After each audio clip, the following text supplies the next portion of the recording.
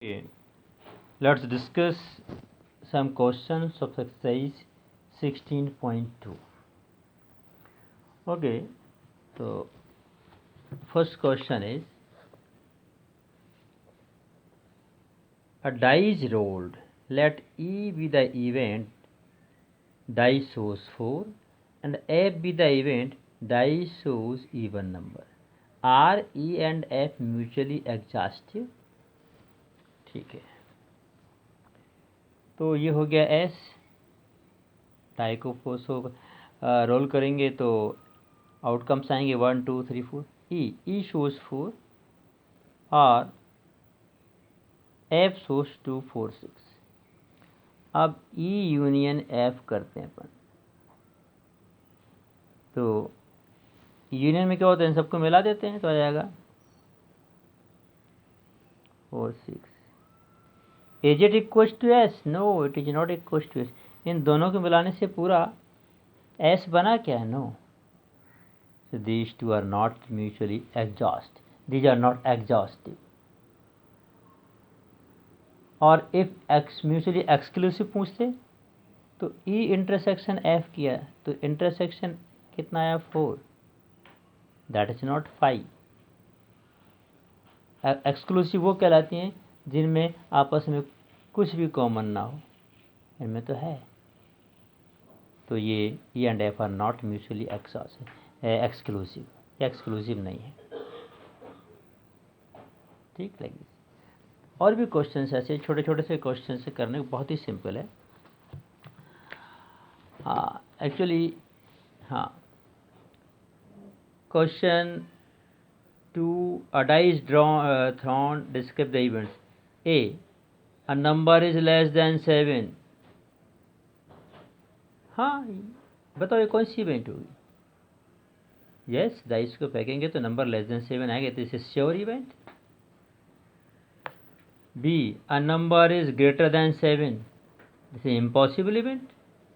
और साथ ही साथ ये सारे टर्म्स भी आपको करना है। ए यूनियन बी, ए और बी का यूनियन करेंगे तो ए के जो एलिमेंट्स आएंगे 1 2 3 4 5 6 और बी में तो आएगा 5। इनका यूनियन करेंगे तो 1 2 3 4 6 ही आएंगे, मतलब ए ही आएगा। इंटरसेक्शन करेंगे तो 5 आएगा, इसमें 6 एलिमेंट है, इसमें कुछ नहीं है तो 5 आएगा। Like this part you have to complete, set you have learned.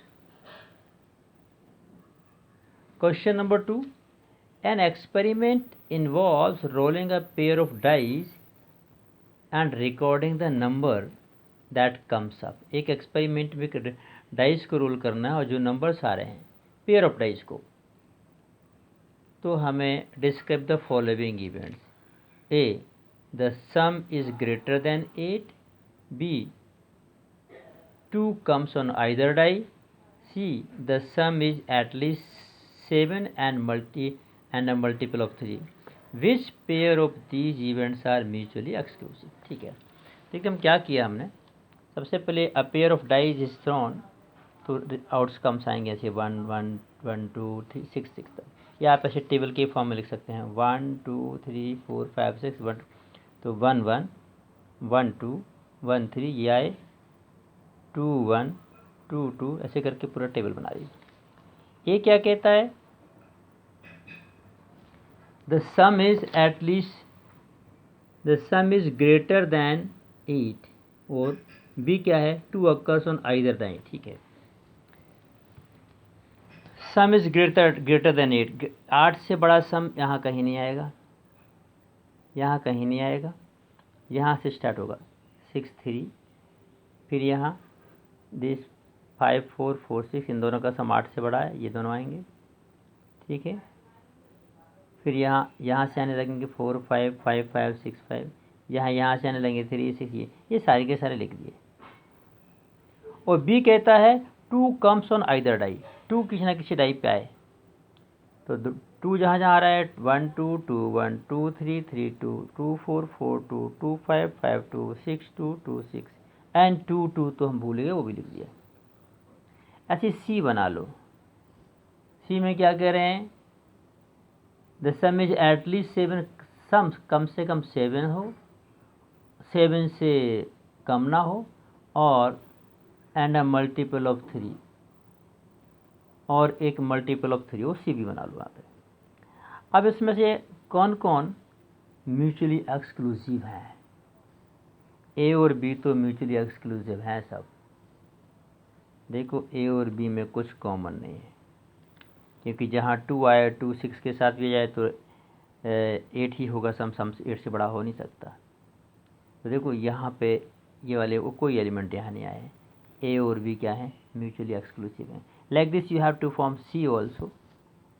फिर चेक करना बी और सी में एक्सक्लूसिव है कि नहीं है, ए और सी है कि नहीं है, ये करना है। अच्छा, तो इस तरीके से आपको करना है। तो ये एक्सरसाइज भी हो जाएगी आपकी। फिर क्वेश्चन नंबर से 4 आ गया। 3 coins are tossed, let A denote 3 head shows, B denotes, नहीं हमने 4 आप पे छोड़ दिए, 5 करिए। 3 coins are tossed, 2 events which are mutually exclusive आपको बनाना है। 3 coins are tossed, डिस्क्राइब आपको करना है। हमने 3 coins टॉस किए, H H H H H T मैंने 3 हेड, 2 हेड 1 टेल, फिर 1 हेड 2 टेल और 3 टेल कुल मिला तो ए। हमने एक, अब हमें ऐसी इवेंट अपने मन से बनाना है इसको देख के जो म्यूचुअली एक्सक्लूसिव हो, ठीक है, या एग्जॉस्टिव हो। तो मैं एक करके बता रहा हूँ, rest of the thing you have to do. एक हमने बनाया एट मोस्ट 1 हेड, कम से ज़्यादा एक हेड हो,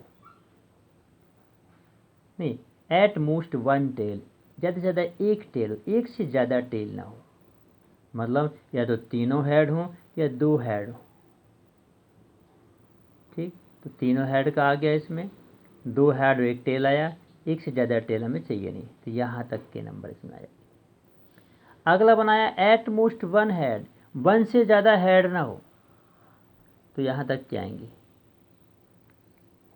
एट मोस्ट ज़्यादा से ज़्यादा, एट लीस्ट कम से कम, एट मोस्ट 1 हेड अधिक से अधिक एक हेड, उससे ज़्यादा नहीं, इसका मतलब हुआ। तो 11। और इन दोनों में देखो कुछ कॉमन नहीं है, ये म्यूचुअली एक्सक्लूसिव है। So such type of things you have to do, ठीक है। अच्छा, अब according to your deleted portions and whatever your syllabus, अब आगे क्या कहते हैं, एक्सियोमेटिक अप्रोच इन प्रोबेबिलिटी। यहाँ से ये पोर्शन हटा दिया गया है। अब ये पोर्शन हटा दिया है तो इसके बाद बचता क्या है, इसके बाद इस पे भी ये पोर्शन हटा दिया है, तो कुल मिला के आपका प्रोबेबिलिटी ही ख़त्म हो जा रहा है, कुछ है ही नहीं। एक्सियोमेटिक अप्रोच लास्ट एक्सरसाइज है, और उसके बाद उसी पे बेस्ड क्वेश्चन हैं, और ये आ गया मिसलेनियस। कुल मिला के 16.1 और 16.2 ही आपको करना है। लेकिन हम इसके कुछ गिने चुने क्वेश्चन रिवाइज में 20 to 25 क्वेश्चन डिफरेंट टाइप के कराएंगे, बट रिवीजन में कराएंगे, and those question also have to prepare, ठीक है, सिलेक्टेड क्वेश्चन। तो अभी तो हमारा प्रोबेबिलिटी चैप्टर यहाँ ख़त्म होता है। आप कुछ इससे रिलेटेड डाउट पूछिएगा, हाँ, अदरवाइज इट इज़ ओवर। फिर हम स्टैटिस्टिक्स पे जाएंगे, and mathematical reasoning is already related, और इन दिस पे हमारा सिलेबस ख़त्म होने पे आ जाएगा। फिर हम रिवीजन के दौरान सारा कुछ पढ़ेंगे। आर्यन जी, आपके डाउट्स हम अभी फ्राइडे को छुट्टी हो रही है, नहीं तो संडे को तो हम बैठ के आपके सारे डाउट्स करेंगे। Not only Aryan's doubts, please you all are requested. Okay, post your doubts from different chapters and I will solve the doubts. Okay, thank you very much.